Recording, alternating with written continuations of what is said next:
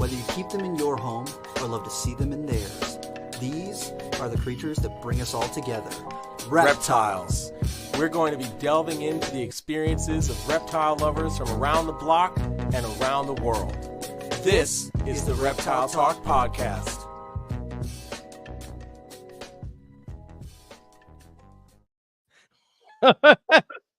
What's going on, everybody? This is Jeremy Turchin from Brassman Reptiles. I'm Robin. I'm keeping it real. And I would highly suggest, if you're listening to this audio only, you need to go to the YouTube video so you can understand. Do they? No, they need to. They need to, because holy shit. If I didn't know any better, I'd say it was David Levinson. I take that as a compliment. Thank you. That's fine. That's fine. Side note, the number of folks that I have told the story of last year's Daytona where Mark first met Dave and Dave was trying to buy his shorts. His shorts off of him. People are like, how did he react? And I was like, he stood his ground. He did survive. He did not sell the shorts. And he did not sell the shorts. No, that is correct. That is correct. Oh man.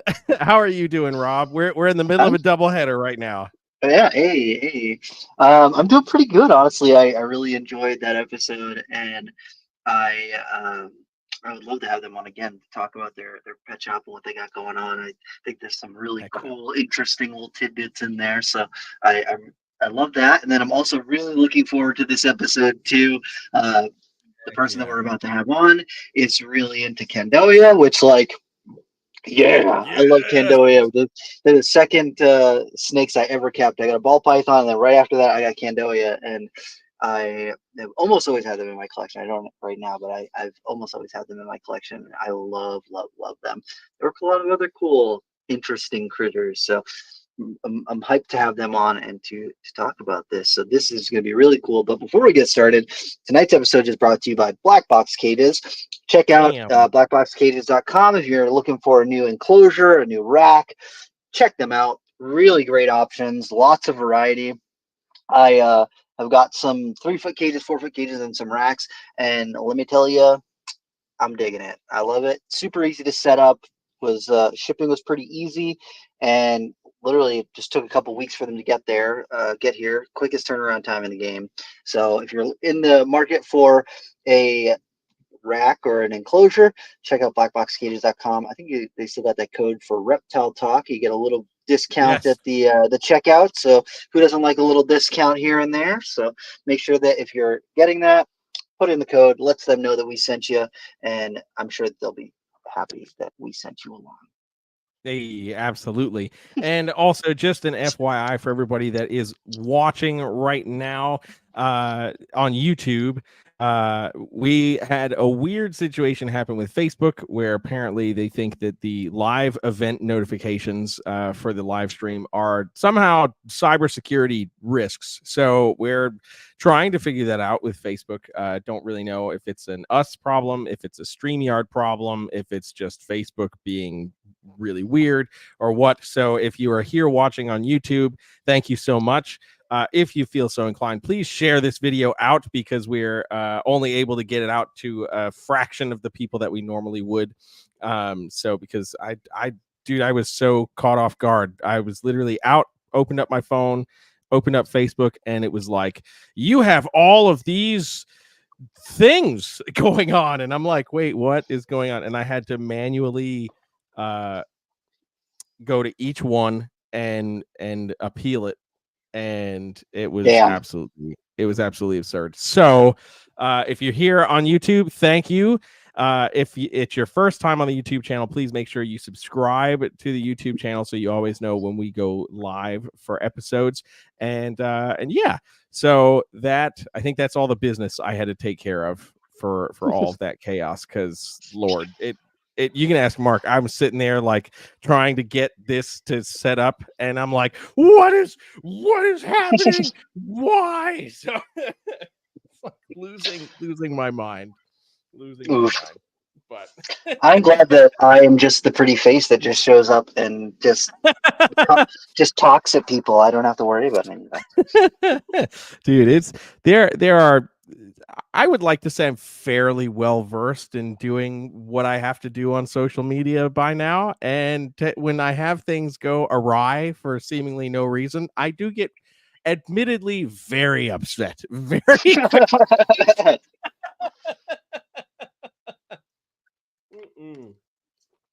ridiculous.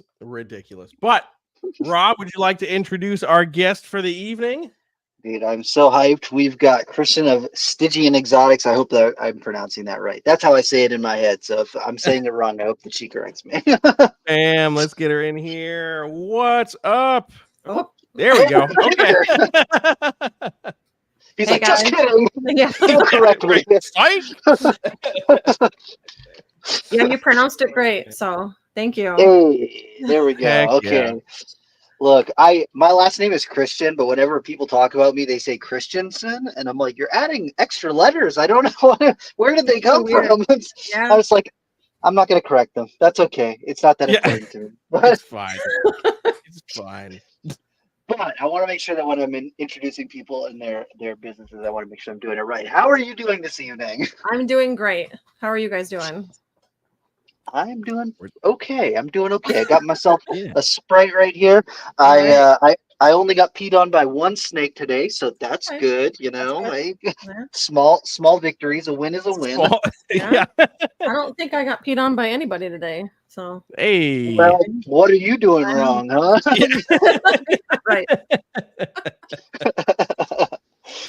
Oh Well, man. for the people who might not be familiar with you or the things that you're working with, if you'd love to give us a little introduction of just like, I know you've been on some of the other podcasts, so if people are listening, I guess they can skip over this. But for the people who might not know, because I know we've got a little bit of separate audience and a lot of other people, what kind of brought you up to where you're at right now with reptiles? I don't know. It's a good question because I feel like my reptile journey has been strange. When I first got into reptiles, I got into emeralds. That was an emerald tree boa was my first pet snake ever. Wow. Yeah, which is ridiculous, right? That's pretty right in the wild. I'm deep not gonna lie. Yeah. And so I had emeralds for a while, and I had boas for a while, and I did sand boas. And then I got out of it for about 4 years when I got pregnant for the first time. And then I came back to it. We moved and it was all this craziness, but we used to do more monitors and stuff too. I had Gila monsters for a while. And just because of the space and stuff, the space demands, we kind of came back on that. And so now I'm mainly snakes. Snakes is what I do. But Candoia is the majority of my collection. I'd say like probably half of the population is Candoia now. Yeah. And Hell yeah. they've really overtaken my life. They're amazing. They are They amazing. deserve it. They're fascinating because they're just so strange. They're just very different than other snake species that I've kept and worked with and even handled before. They're just very unique in their behavior and the way they live and move. And I think the mystery of them is partially what drew me into them too. That why is this snake species not more popular? Because they're really cool looking and they're small. They're so small. Yeah. And so you can keep them in like an amazing enclosure, but in a smaller space. So it's kind of like they deserve to be more popular than they are for sure. I agree wholeheartedly. Yeah. And my thing right now is like any of the species I keep, I have kind of a hard line of like, I don't want to keep anything over 6 feet anymore. That's where I'm at in my life. Yep. And so they fit that bill, I've got those guys and I do have some emeralds and stuff in the background. That's what's going on back here. Cool. And then, I have some rat snakes that I work with too and colubrids and stuff, like European colubrids and Heck yeah. trinket snakes and things like that. But that's cool. Heck yeah. That's cool as well. And so Candoia was like the second snakes I ever got because when I was younger, my dad's terrified of snakes, and so I was not allowed to have snakes when I was a kid until I became basically like a teenager when I was going from middle school to high school. And the first snake I got was a ball python, and then after that I was like into Reptiles magazine from when I was little and like had all the reptile books and did all the reading and blah, blah, blah, blah, blah. And so I was just like, I knew about Candoia from like the couple times I went on the internet, and then they were mentioned in a couple books. And I was like, okay, they're like a dwarf boa species. They don't get very big. So I was like trying to pitch to my dad. I'm like, hey, look, I can get these. They stay small. I don't have to worry about a giant snake. They only, blah, blah, blah, blah, blah, blah. And one of the local shops to me was called Regal Reptiles, and they were in Providence, Rhode Island. And when I would go visit my mom's family in Connecticut, we had to drive past Regal Reptiles to go there. And it was about 30 minutes from my house. And so I would always beg my parents to let me stop there and like look around for a little while just to see what they had. Oh, yeah. And one of the times that I went after I got my first snake, they had Solomon Island ground boas on display, like some Paulsoni, and I was like, oh my God, these things are the most incredible things I've ever seen in my life. And this was what, 2004, 2003, or probably 2003. Okay. And I was like, oh my, those things are so cool. And so they were $350 or $400 or something. And I was like, I am, 15 years old. I have no money. I can't convince my parents to spend $400 on a pair of snakes, And so after I left, I was like, I could not stop thinking about them. And they weren't like, they weren't the Isabels or the white ones. They were just like, the male was your standard, like brown, like wood brown with like the dark brown and the black triangles on them. And then the female was like a tan, like, I don't know how to describe, like a light tan color with, and she had like orange speckles along the sides and all that jazz. And I was just like so enamored with those snakes. And so I took a lot of time trying to convince my dad to let me get another couple snakes. And then I saved up some money and I went down there and I tried to talk to the guys who run the shop. And I was like, oh man, I would really like to get these. And they're like, well, we can't really wiggle on the price. And I was like, okay, well, I know that you guys have Candoia. Can I see the other stuff? So they had some Viper boas on display. And I was like, okay, a pair of Viper boas it is. And those things bit the shit out of me my whole ride home. Because I was like, I got a hold of them. And they bit me and pissed all over me. And it just was not having it, right? And so I had done a bunch of research. I was looking at like temperature-wise, what you should do with them, and humidity, and this, that, and the other thing. And I had set up enclosures to be like mossy and all this, that, and the other thing. And I could not get these things to eat. I tried getting them anoles. I tried to get them mice, everything, and I could not get them to eat. And it was just a struggle. And so I saved up my money and saved up my money. And I got like another couple $100 or something. And I eventually brought them back to Regal. And I was like, hey, look, I cannot get these things to eat. I really wanted the ground boas, but they were really expensive. You guys have had them on display for a long time. And the guy who was there that day was like, oh yeah, these things have been around here forever and no one really is interested in buying them. So yeah, we'll cut you a deal. We'll take the Viper boas back and you can have the ground boas. And I had those guys for like 8 or 10 years and I got them as adults, and they had been at that shop for at least 5 years as adults. And those are some of I really like, they're one of my favorite boas. Probably my favorite boas. They're just so interesting. They're so cryptic. Their head shape is so unique and so different. And so when I've been talking to a couple of my other friends who have them, and we really wanted to get you on to talk about Candoia because I feel like there's not enough information out there. And I know you've been on a couple of podcasts. I've listened to them, but I was always curious to have you on to talk to you about them. Well, absolutely. Thank you for having me on. I'm excited to talk about them. So. Hell yeah. What was the thing that initially drew you to Candoia? It's funny because I think we were just looking at pictures that like somebody else had posted on the internet. And we're like, what is that? And from there, it became like a deep dive that I started reading scientific papers about them. And then I just went like all in and just bought like 20 of them. And oh man. I know. Yeah. We just bought like a whole bunch of them as imports, like the adults or whatever that came in. They came in like 2019 or something.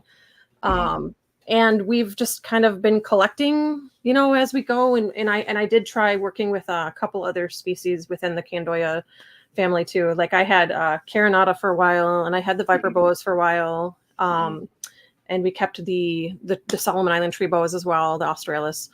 But really my love is like the ground boas. I really like the pulsoni, and then the subspecies tasmai. Those are basically my focus now. That's what I have, like the vast majority of them still is those two. I don't know. I just think that they're so understudied and underkept and misunderstood in a lot of ways too, which drives me bananas. Like I can't stand the misinformation. Whenever I see that out there, I can't take it. I don't know. It drives me crazy. There are just a lot of silly myths about them that persist and just seem to be like, like the feeding thing, like they won't eat anything. And it's like, okay, well, that's not true. It's not true anymore. Yeah. It's not true. And it also is like, I hate to be that guy, but it's like, okay, if your husbandry sucks, they're not going to eat for you. Like, True. like, and that's part of the issue. Like people, they have these babies that are so small, and these babies come out and they're basically prey. They're food for other animals on island. I firmly believe that's like a big deal, is on those islands, they feed a lot of other animals. So of course, like they're very motivated to hide and to be very private and everything. And so if you don't like honor that, they don't do well. They don't thrive. Especially in that first like year of their life. It's so critical. But I feel like that's where a lot of people fail with them, and where I get so many messages from people that are like, help, I have 50 babies and they won't eat. And, they're 3 months old now and da da da. And I was like, well, they're dead already. Like they're not, at this point, it's too late, Right. I wish you had reached out when they were born, but, I'm like, how do you have it set up? And they've got them set up in these huge tubs, and they're like these itty bitty little snakes. And so of course they're just going to starve themselves. So I don't know. I find all of that to be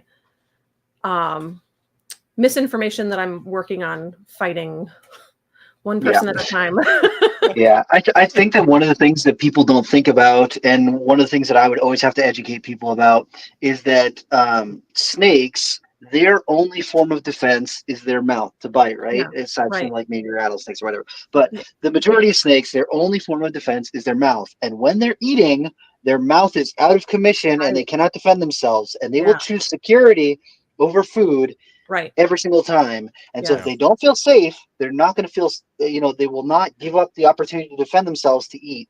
They would much rather just starve to death than to eat if they don't feel safe. And so you need to create a safe environment for the snake if you want them to take the time where they feel like they can be disarmed basically while they're eating. It's like, so, and I have had times where I've sent out babies, and I always send out a care sheet. I've like a very explicit care sheet that says exactly how to set them up, and I talk to them beforehand. And still I get like the occasional person that's like, I don't know why they won't eat for me, and they send me a photo of their setup, and it's a 40 gallon.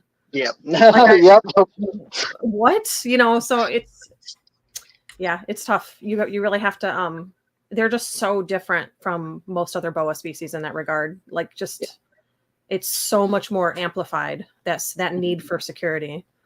So. And it's like people look at that and they're going, yeah, but I'm giving it this like giant enclosure. That's what it wants, right? And it's like, no. Actually, no. Actually, no.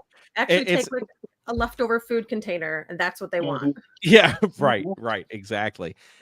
It's one of the interesting elements of like keeping reptiles today, right? Where we're getting a lot more keepers that are very invested in like making sure they're giving the animal the best, which is great.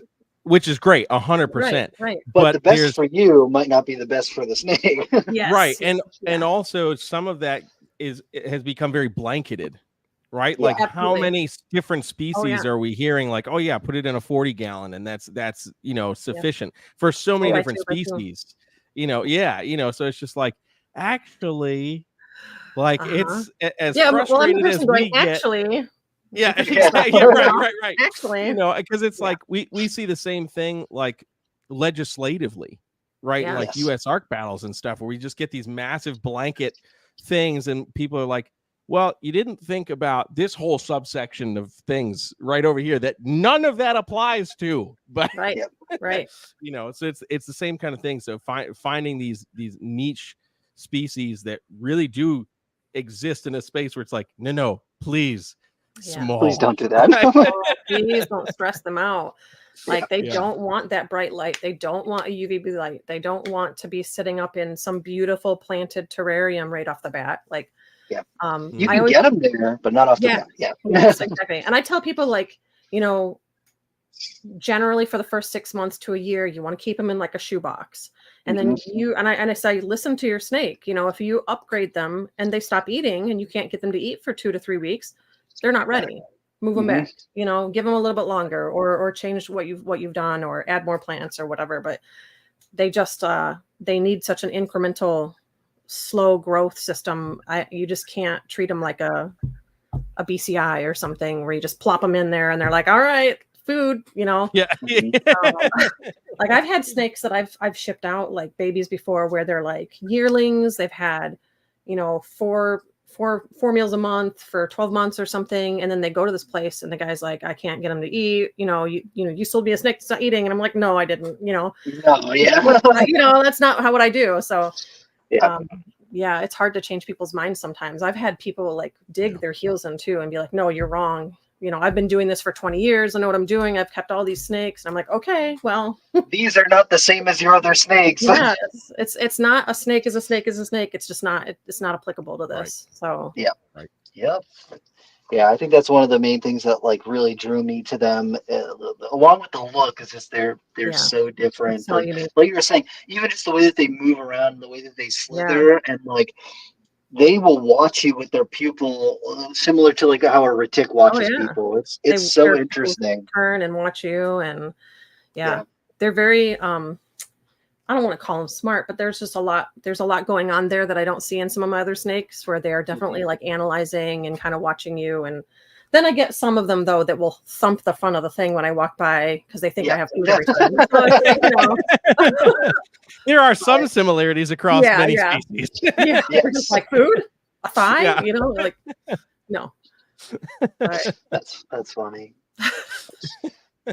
Yeah, I've listened to you talk on some of the other podcasts about how they're so frequently mislabeled, and I see Tasmai labeled as Pulsoni all the time, it drives me crazy. And I don't. I was gonna say I've started seeing a lot of ones where like they'll have viper boas on the table listed as Solomon Island ground boas, and it makes me crazy. It's just so rampant. And I will have people like I went to Tinley last year and there was a woman that had a Tasmai boa. It was a captive born Tasmai boa that had been dropped from like an import or whatever. And she was like up and down, like, no, this is a Solomon Island ground boa. It's Solomon. And I was like, no, it's not. Like, it doesn't look anything like this. It's just like, I don't know. I ended up buying it anyway, but like, I'll take it, whatever. But I'm gonna put the right label. I'm buying it just so I can put the right label on it. So I can do it and walk off with it and feel better about that, so that nobody else buys it. Amazing. It's rough because there are definitely like, and there are some reseller companies out there that just don't care either. Like I've tried to talk to them about it and be like, this is not what you think this is. Like, I mean, I've seen Indonesian tree boas listed as like, I've seen those listed as Solomon Island ground boas, and it's just. Some of that stuff is like, it takes 2 seconds to Google search to be like, literally, is this a Solomon Island ground boa? Or is this crazy lady that reached out to me correct, perhaps? That's just, I hate to be that guy, but I'm also like, I don't, I have seen a lot of people already accidentally trying to crossbreed, not trying to, but like, they've got a Tasmai and they've got a Pulsoni and they'll put them together and be like, I'm going to have babies. And I'm like, no, please don't do that. Stop. Stop right now. So bad. Like, it's just rampant. And in a lot of that is, they do look a lot alike. I will give them that. The Tasmai and the Pulsoni in particular, there are a lot of ones that even I sometimes will struggle with. Like someone will send me pictures. I'll be like, okay, I need a couple different angles. And you kind of, and there's I try to tell people like, there's a checklist. Like, do they have most of these traits or most of these traits? So you can kind of determine like, okay, it's this thing. It's 90% this thing. But really, some of that stuff, like every once in a while, I would say like one out of every, like, I don't know, like 50 people that ask me for that, I'll say I really can't guarantee. Like I really can't say with 100% confidence. And the only way they'll know for sure is their maximum size someday, because the maximum sizes are so different. Yeah. But I think that it's I thought that it would get better over time, because I remember back when I got mine, there was like a lot of confusion because people were like, oh, those are Solomon Island tree boas. And I was like, these are not Solomon Island tree boas, bro. No. These are not even close. They're not even close to being the same thing.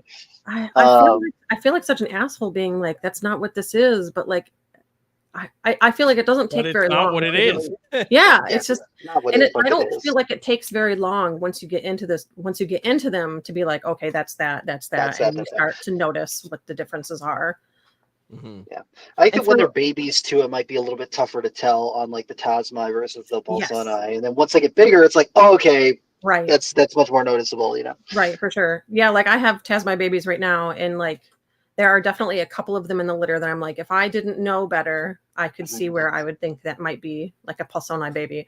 But most of them have, most of the Tasmai have the mottled bellies. That's one of the biggest giveaways. And then they have this weird blushing that happens between their diamond shapes, like the diamonds.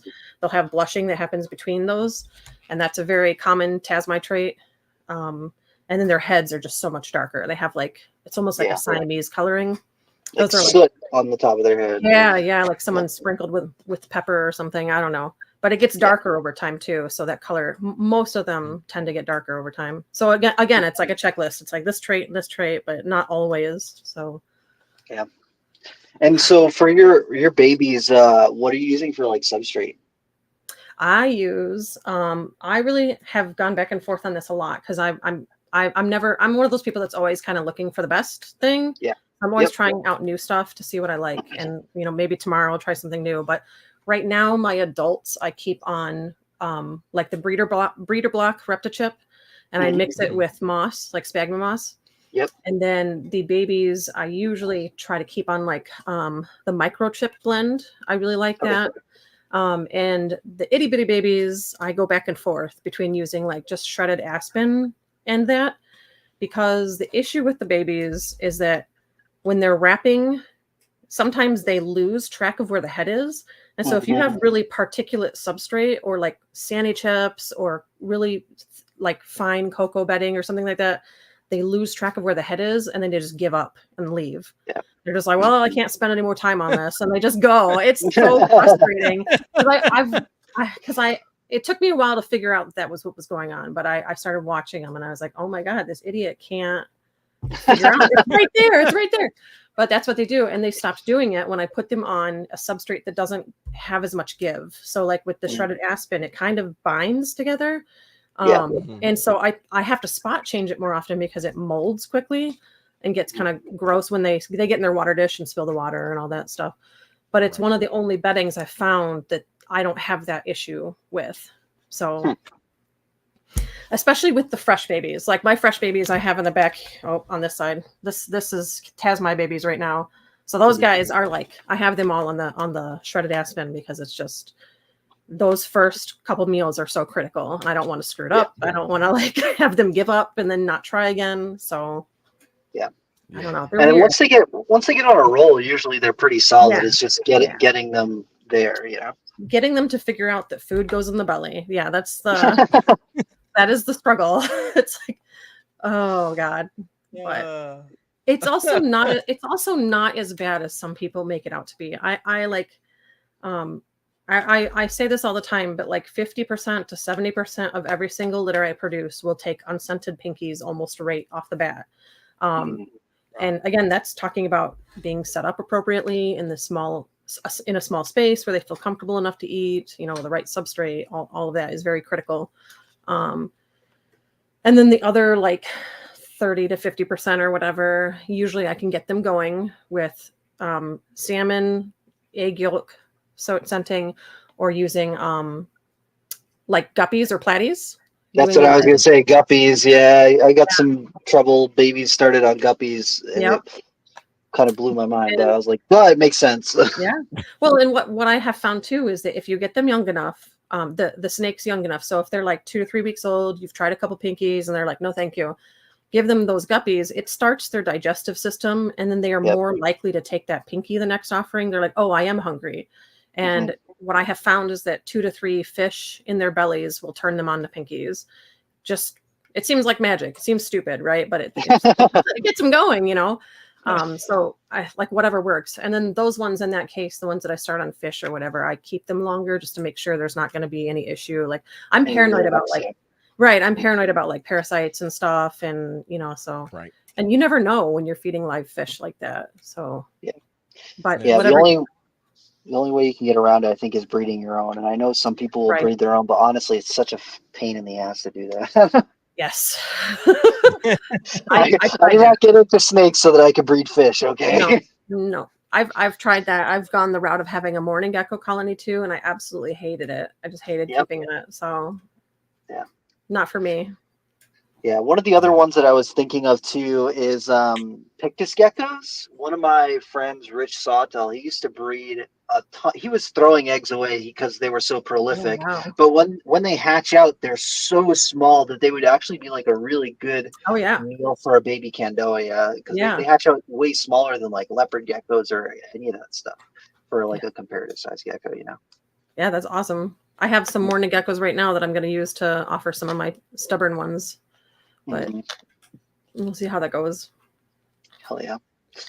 That is so freaking cool. I even back then I was like, why are people not keeping these? They're small. They are not super bitey. Like I've had one that was really quick to bite, but most of mine have not been quick to bite. They're real cryptic, and then sometimes they will just bite you out of nowhere. But for the most part, they're pretty chill.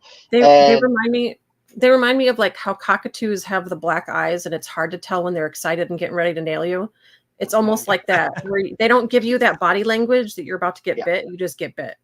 Anacondas are like that too. Are they? Yes. Okay. Oh God, yes. I hate that about them. Yeah, I don't love it. I don't love it. But it is interesting though. The wild caught ones have a nastier attitude for sure. And like I have something like 10 wild caught Tasmite currently, and out of those animals, I can safely handle one of them. Yeah. So the rest of them will just bite the crap out of me, like over and over again, trying to tear my skin off, I swear. But the captive born ones are not like that. They are super chill. I've had, I was like shocked, to be honest with you. I was like, oh, these are all going to be jerks, and I'm going to have one that's nice out of the whole litter. No, they're all laid back and cool. And I've like, last year I only held one back, and I'm regretting kicking myself for that now, but I only held one back last year, and he's amazing. He's super sweet still. Sometimes I'll get tagged on accident if he thinks it's feeding day, but that's just like, he's like, oh, sorry. He pulls back and he's like, oh, but, like he's just not nasty, and none of the babies I have are nasty. So, it's funny because I've been breeding Pulsoni for, 5 years or whatever, and I've produced hundreds and hundreds of babies. And I've only ever had one baby where I was like, holy crap, there's something wrong with this animal. Like he was that, you're like, Jesus, but most of them are very docile and very placid. And sometimes like they spook and they'll tag you or something.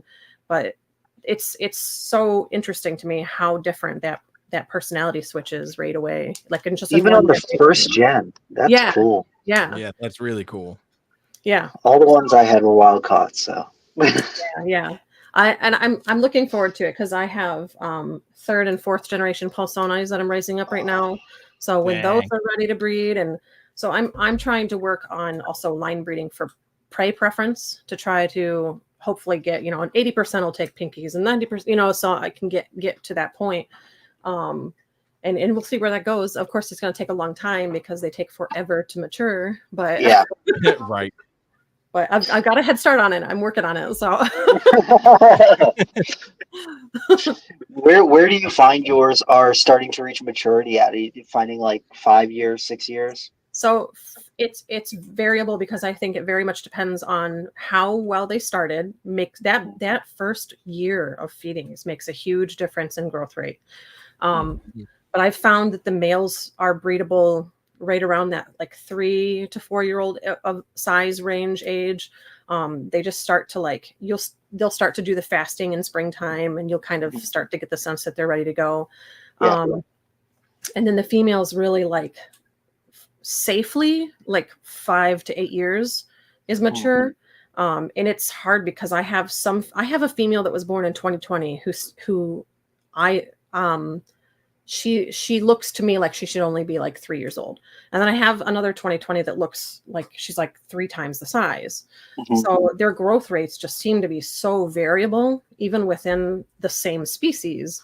And again, I don't know if that just has to do with that first year. Maybe that one had a rougher year, because I didn't produce the one that is smaller. But that stuff is all very interesting, and it's hard to answer those questions when I get them, because it's just so like I try to keep like a weight, like they should be between this many grams and this many grams. But generally speaking, I wouldn't breed a female that was under 5 years for sure. Yeah. Like one that would be eating large mice to small rats would be mature, in my opinion. And then the size of that in wild caught is smaller, though, because I've had ones come in gravid and drop babies that were like only 24 inches long, or like very small. Yeah. But they're older, and we know that wild caught snakes grow more slowly than captive raised snakes. It's just because they're not getting offered meals every week, and so it's just very fascinating. It's very interesting. And again, it's hard to answer that question with 100%. No, yeah, I know. There's so many different factors that go into it, and I just think that there's just not a whole lot of information out there about it. So whenever I got people who have hands-on information, I was trying to ask them what their general idea is, because like when Jerry Conway was still alive, I talked to him a little bit about them, and that was like after he had already gotten rid of all his Candoia and everything. Oh, right. I figured, talk to him while he had the chance, and then he passed away several years ago. Yep. And he was just like, "Oh, you'll know when they're big enough to breed because they breed." And I'm like, "Come on, God.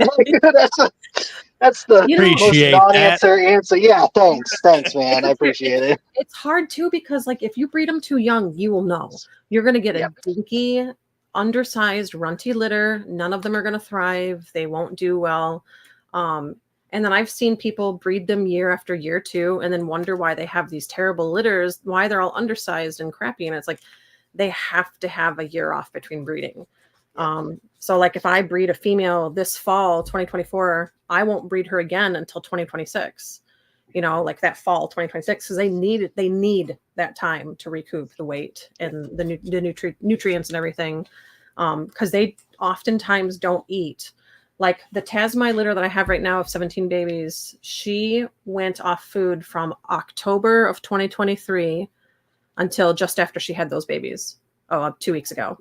It's a long time for snake to eat. So they need that time to recoup. Yeah. Especially because during that time is the babies are pulling the resources from them and pulling and pulling and pulling and pulling and pulling. Yeah. And so their body has been giving all of those resources over to the babies, and then now they have to try and catch back up. I'd be curious to see if similar things happen where like the bone density goes down and they're pulling calcium from different places to that would be interesting. Babies. I know that would be interesting to know. But yeah, I definitely noticed like it takes a lot out of them, and they look like deflated sacks. Like afterward, they push them all out, and then they're all like wrinkly looking and super skinny, and it's like, all right, let's get you going. Yeah. But I was also reading the comment about the 8-month fast. Yeah, I've had the longest pulsoni fast I've had was 12 months, and she was just starting to show weight loss around that time. And then she was like, okay, I'll start eating again. And just randomly for no reason. I just don't. And I was like, okay, like, I guess we're doing this. So now she eats great, but it's just sometimes there's a mystery. Yeah, that's the exact same thing that happened to me when I got my first pair. They were eating great for like a year and a half, and then randomly they just went off feed for 9 months. And like after 8 months, I brought them to the vet. I was like, I think something's wrong. Yeah. And he was like, no, like they look fine. Like just keep offering them different things every now and again. And I was like, I only offer them food once every 3 weeks now, just like to see if they're interested. And then one day they just decided to turn back on. I'm like, okay, that was weird. Yeah, I've had people too. Oh, this is a good point, because the babies, once they've started eating and they have good meals in them and stuff, they can go on long hunger strikes and be fine. And I have in the past sold babies before where like, so the stress of shipping it really impacts them. It really hits them. Yeah. And so sometimes it takes them several weeks to get back on board. I always tell them I try to tell people too, like, if it's like 2 to 3 weeks, they're still not eating for you, do a live pinky just to jumpstart them. And then they should go back to the frozen thawed after that. They just need that reminder to like get going again. But I've had people panic after 2 to 3 weeks of not eating and force feed them. And like, no. I know. God. I know. You can't do that. Like, now you traumatized it. Yeah. Now it's really not going to eat for you. Right. So, and I'll get people be like, should I syringe feed them? Should I do this? I'm like, no, just leave it alone. Just leave it. Just stop. It'll be okay. I think that's probably one of the most frustrating things. Yes. Yeah. About that sending. Panic. Yeah. It's just like, do you realize there is not some person in the wilderness that's like ringing the dinner bell? It's Tuesday, guys. Like, time to syringe feed.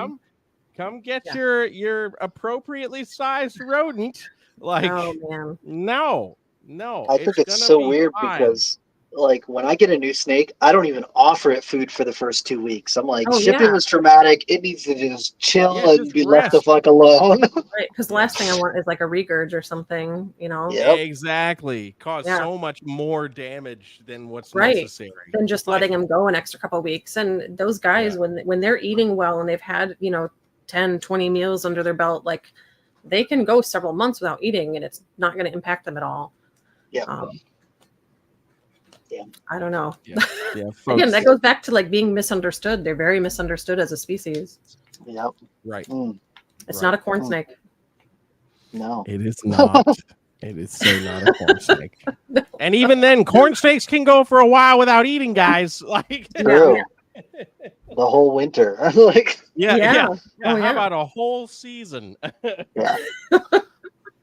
So do you have any plans to expand into some of the other Candoia, or are you just like, because I know Aspera people that are hyped on Viper boas because there's like the red ones and the striped ones and the albino that had popped up a while back, and those all died. Hypos and stuff. Yeah. You know about that, right? Yeah. Well, I knew one of the guys who owned. There's a guy in New York named John, and he has got a lot of albino stuff, and he has had a couple albinos over the years. And I know that he bred one of them once and got a couple babies, but the babies never started, and blah, blah, blah, blah. He lost several hundred Viper boas because have you heard about the fungus infection, the fungal infection with them? All right, that wiped his entire collection out. And that has happened to several other collections in the States. Actually, within the last year, I've heard of several other people having this go through their collection as well. The problem with the Viper boas is they can be so intensive on the maintenance that if you don't nail it, or you don't have the time or the effort to spend on that, like they crash quickly.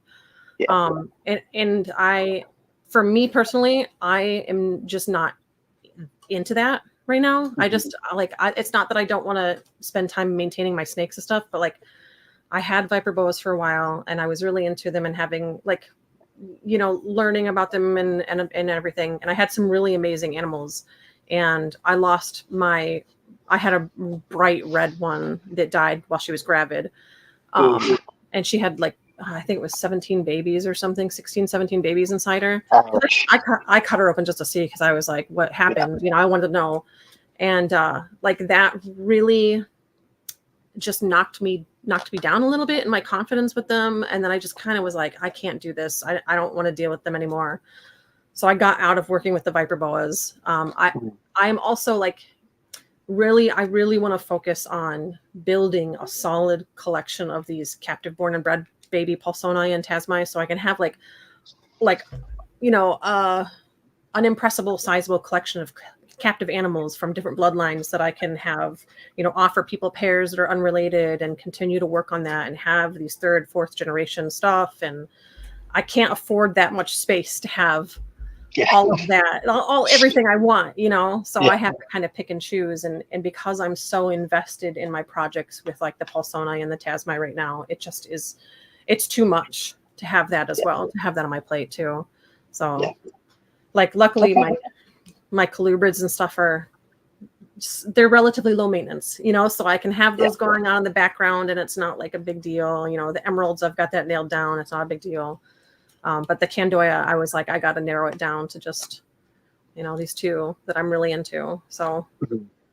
Yeah, I tell you, when you've got something like that, that's your focus, it makes it so much easier to be successful, because when you have a larger sample size, you can notice, okay, these females start to go into an ovulation after these sequence of things happen, and it usually happens around this time of year, and being able to pinpoint that, as opposed to having like, okay, I've got 5 of each of them, and I'm gonna miss when these ones ovulate, and then I'm gonna pair these ones at the wrong time, and this male doesn't get along with this female, and all that jazz. Yeah, but you get more specialized in it too, and you get I feel like it's easier to be taken seriously if you're really specializing in what you're really passionate about, and I think that shows when you're talking to people, what you're actually interested in and what kind of projects are motivating you to push forward. And so for me, just like, I just wasn't finding that satisfaction and that interest with the Viper Boas and stuff. That's just not where I ended up, but that's fair. Honestly. I remember when I got my first pair, when I got those Viper Boas, when I really wanted the Salmonine ground boas, the kid that was working at that day was like, "Hey man, they're super cool. You can get bit by them, and tell people you got bit by a venomous snake because it looks like a viper." And I was like, no, that is not why I want these. No. That's not the right motivation there. What do you mean that's not the reason, Rob? That makes you cool. Right. I was like, man, I fucking hate getting bit. That shit sucks. I also didn't enjoy getting pissed on all the time. And Viper Boas, like, every time you handle them, you get peed on. And I just am. Yeah. Maybe the captive born ones will be better. I don't know. And their musk is pretty pungent. It's brutal. It's brutal. Yeah. It's maybe not as bad as water snake musk, but it is up there. Yeah. Oof. It's pungent. Oof. It doesn't come out of the carpet. Let's put it that way. It doesn't come off your hand. Let alone fabric. Yeah. Bleach and freaking antibacterial soap, and it's still like 2 days later, you can still kind of smell it on there. Oh man, Viper Boa still. Yeah. Right. Yeah. You gotta get that heavy duty contractor soap that's got the. No, man. Oh God. No, they're great snakes for somebody else. Yeah. And then there was a little while where like Indo tree boas are coming in, but then no one can get them started, and people are just having trouble with them, and the Australis and Bibroni, the tree boas. One of our friends, Jeremy Trace, has got some of I think he's got Australis. Yeah. And, that's right. And they're great animals. Twice, and he's like, they're so cool. They're really interesting. And he's like, I don't want to like keep them or remove them or like whatever. And I was like, you should keep them. They're so freaking cool, especially because you've proven them. Like, and I don't know. It's just, I love seeing people who have got interesting projects like that going on. Yeah, I think the Australis stand a chance of having a place in the hobby as well, because I think that they're not as dependent on eating lizards and stuff as like the Indos are. Yeah. Whereas Carinata, all the time, I hear over and over again that they'll have one that's doing great in captivity for a year and then they just crash and die. And that's been like a pretty common theme across Indo keepers in the States in particular, because there's so much of a mindset of putting them on rodents. And I really just firmly believe that they are not built to eat rodents all the time. I think that makes them obese and it causes problems over time. I think a rodent here and there is fine, but the Indos really prey so much on lizards and frogs, even through adulthood, where they come from, that I think that's a big part of why people are seeing those crashes. Right. Whereas like I think Australis get bigger and they can eat rodents and birds more successfully. So right. And I think that's probably a commonplace or should start to become commonplace across a bunch of different species, that having that varied diet, where it's not like mammal fat, rodent fat is just like it can be so deteriorative Yeah, there's a lot of for studies about Woma pythons and how Woma pythons in captivity in the States are all dying early because of fatty tumor issues, because people just Mhm. feed them rats their whole lives. And so they only Right. live 10 to 15 years in captivity and stop producing at like 10 years old.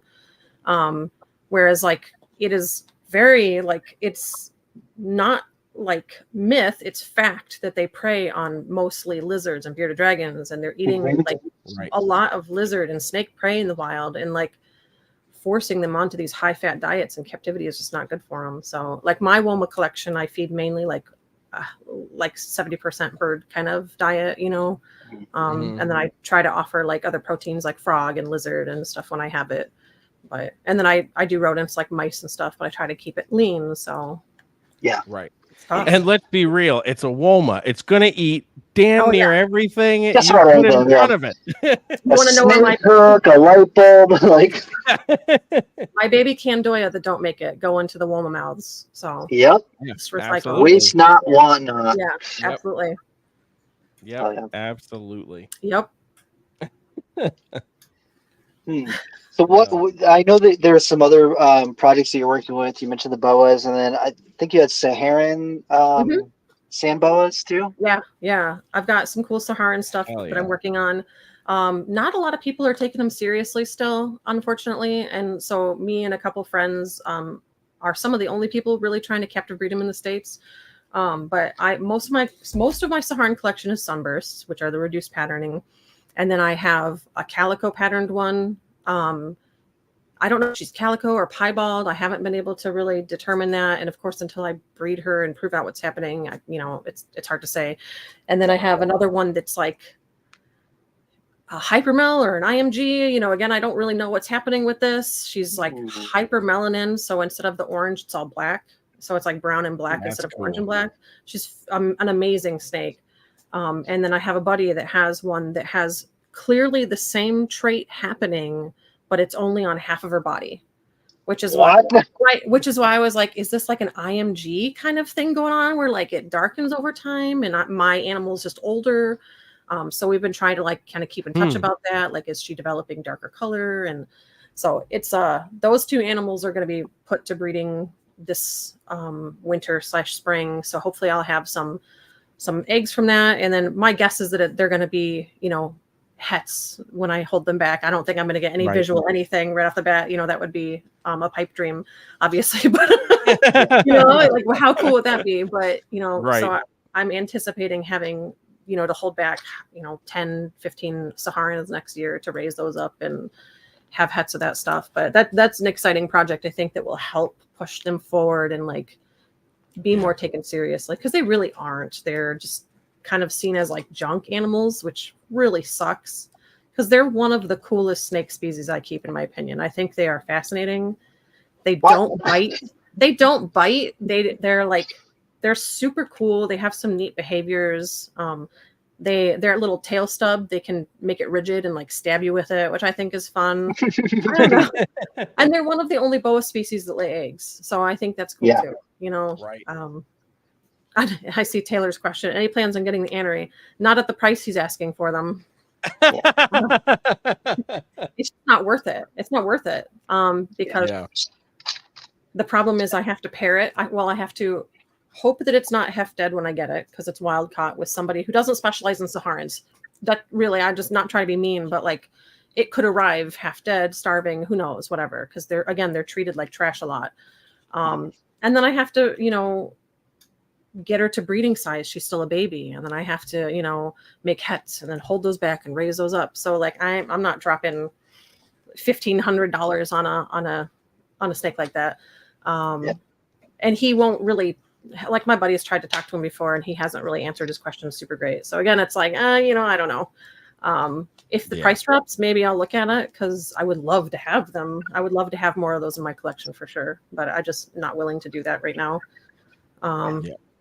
Which is a bummer, because I'm like, the longer it sits in someone's hands that isn't passionate about them, I'm, it drives me crazy. I'm like, I could be feeding her to get her ready to breed, and it is what it is. Jeremy, doesn't Steve have some of those? Does he? I thought he bred some a couple years ago. Saharan? I think he might. Yeah. I think he might have to go back and Steve look. Tillis. I think so. Yeah. I He- love that they're starting to get more attention and starting to be taken a little bit more seriously. I think the sunbursts have been like some of the best thing that's happened for them in a while. So Yeah. They're definitely an interesting species, especially boas that lay eggs. You're like, what the hell is going on here? It's like, and they're weird eggs too. I don't know if you've ever seen pictures of them, but they're see-through. they're like thin. Yeah, they're like thin. Yeah. Yeah, you can see the babies moving inside. So like That's when so I was strange. when I was checking on them, I'd shine a flashlight and you can watch them like rotating and moving around in their eggs and stuff. It's crazy. That is so strange. It's super cool. And then the second they pop those out, so they pop their little fat faces out and it kind of plugs the hole. But the second they come out, it just deflates into a flat sack. It's so crazy. It's crazy. I love it. I just looked because it was gonna bug me if I didn't. And the last post he made of them was back in 2020. So I don't know if he still is working with them, but he was just a few years ago. Yeah, and I thought he produced one clutch of them, so yeah. They might have gotten overshadowed by the Sunset and Mocha Borneo stuff. Probably, yeah. Yeah. My whole thing is like I work with stuff that I find interesting. I'm never gonna make mad bank off of my Saharans. That's not my goal. But I think they're a cool species. I think they deserve to be taken more seriously. And I hope that in the couple years I can offer some cool stuff like calico sunbursts and stuff like just cool reduced pattern, crazy anery stuff. Like how cool would that be? I don't know. I think it would put them on the map a little bit more. So yeah, I think that also people just don't know enough about them because a lot of people look at them and they're like, "Oh, Kenyan Sand Boa," and it's like, okay, no, not quite. No. And then if people learned about the eggs and the short incubation time and the clear coat on them and all that sort of stuff, I think that it would make it more interesting for people. I just think that most people just don't know. And it's interesting. I've got a lot of people that I talk to and who have bought babies from me and stuff that like the interest is growing. It's there. People are starting to take note. And I've got people like friends that are, they're growing their collection slowly. And now they've got a couple captive born babies and this, and they're planning these things. And so I think slowly that's starting to take hold.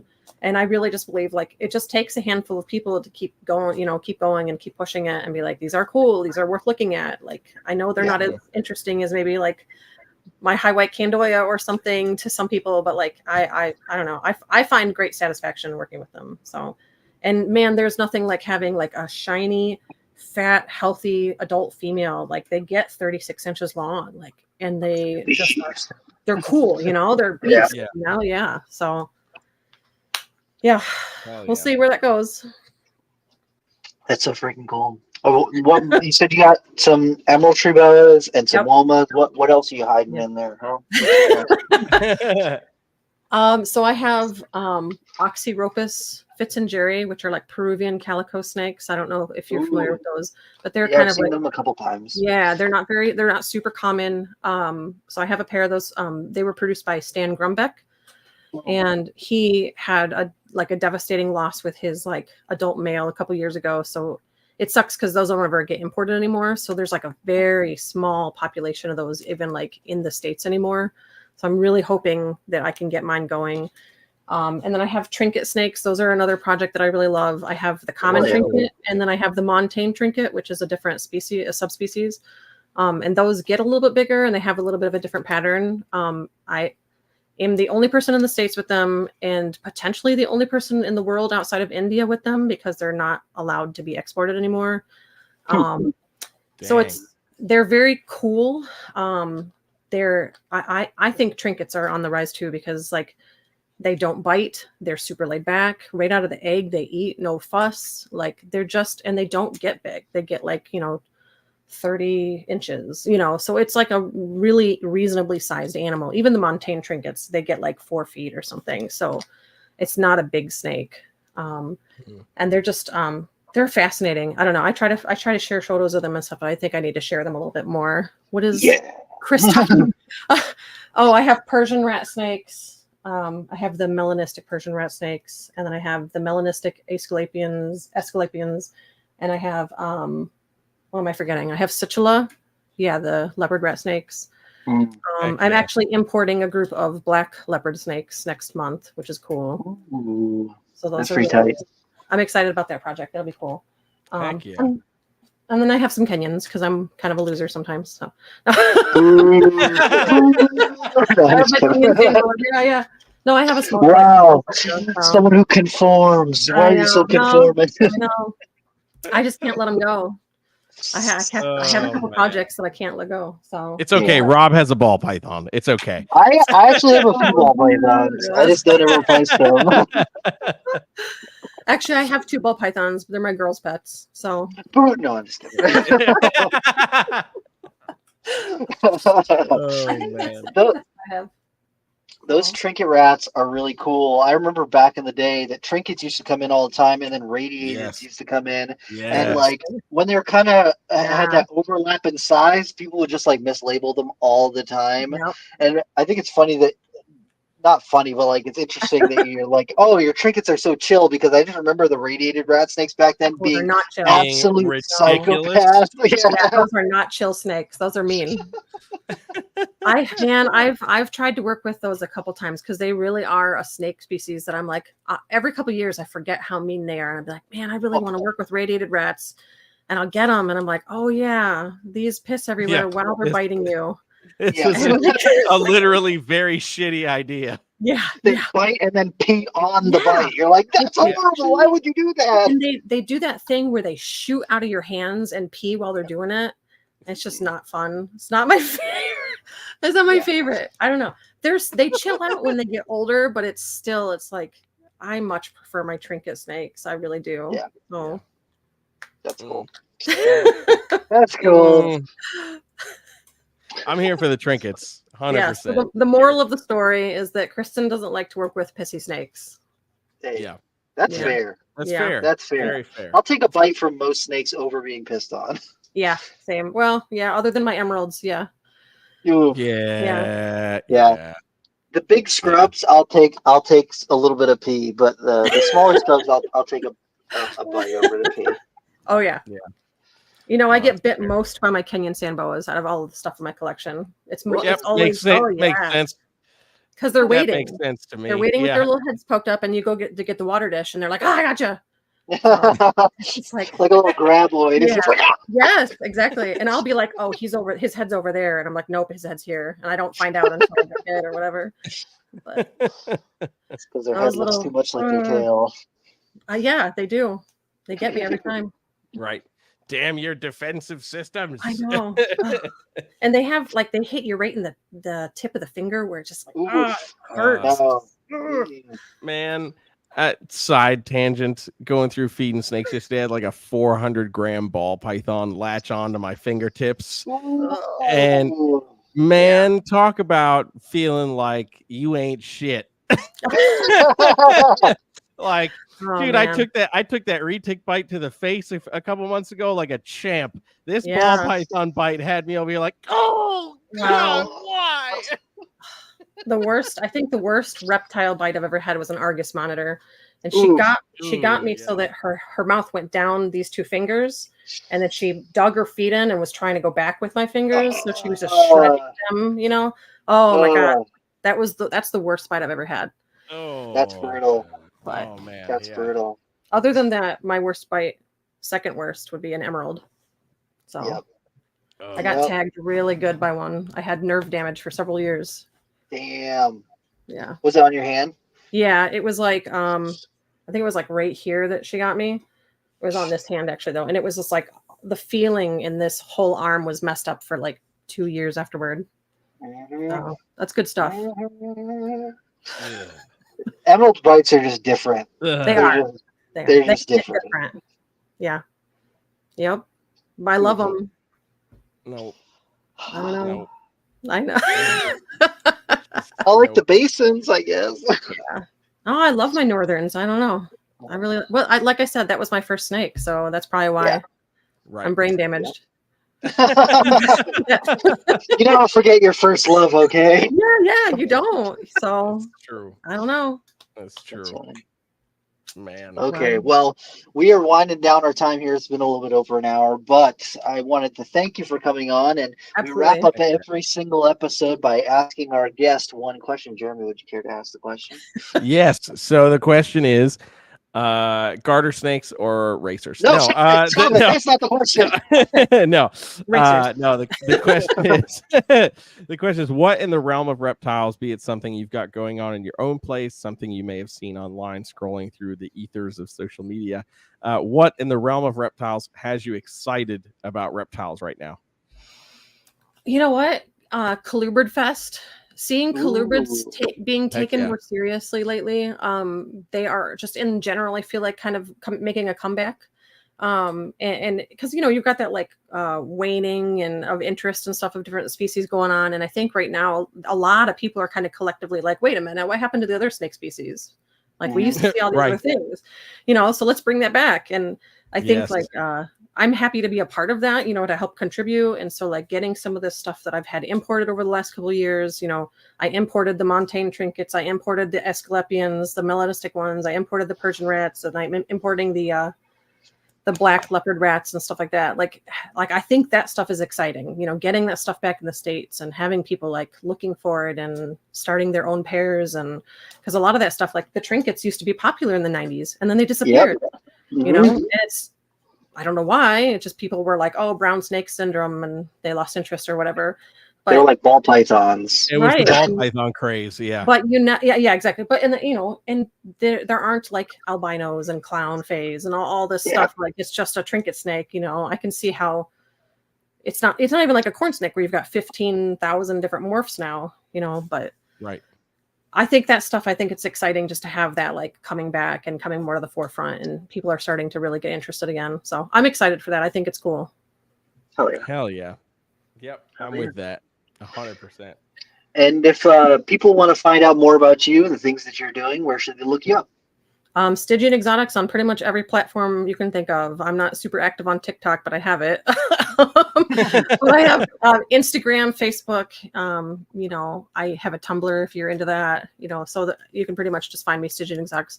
Soon I will have a website launking, and that's going to have all my care sheets and everything hosted because I have like all my specific care sheets for my different species I keep. But it's in the works. I don't want to say I'm lazy, but I'm having a hard time just like getting it done. Life is like that. It just beats you down. So yeah, it'll soon. It's coming. Look for it. It'll be out there. It'll be out there. By the time you're listening to this, it'll be out there. So. Right. And so I'm looking forward to Tenley. I'm going to have a shirt that has my name on it, so people can hopefully come up and talk to me, because I had a lot of last year like, oh, I missed you, I didn't see you. So if you guys catch me at Tenley, that'd be cool too.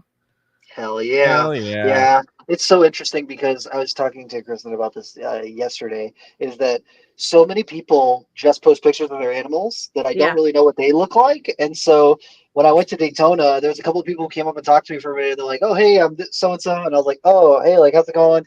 And they're like, wait, do you know who I am? And I'm like, not really. And then they said their screen name. And I'm like, yeah, I talked to you. Oh my God, this is so cool. And didn't think that, I had no idea that was you. Maybe, hold a snake like this. I see the arm. I get it. I get it. I recognize your hand. Yes. Yeah, exactly. Exactly. So yeah, if anyone sees me, I'm gonna have a big old, it'll say Stygian Exotics, and it'll have a big picture of my white phase male on the back. So hell yeah. It's gonna be pretty sweet. That'll be awesome. Well, thank you so much for coming on. I appreciate it. It's been a very interesting conversation. Thank you for having me. Hopefully we can have you on again sometime to talk about more Candoia and some of the other things you're working with, because I cannot get enough of the Candoia talk. I would love to. Yeah, let's do it, man. Let's talk about it. Sweet. Hell yeah. Take care. All right. Bye, guys. Thank you so much. Take care. Absolutely.